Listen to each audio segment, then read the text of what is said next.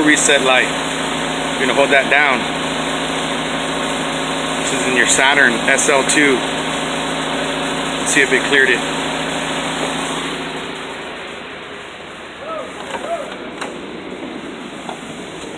Alright, it is blinking.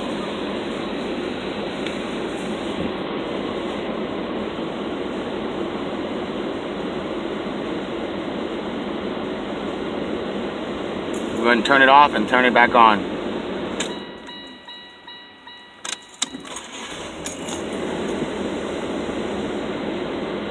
And the change engines, the change oil soon is off. So that's how you do it, guys. That's how you reset that.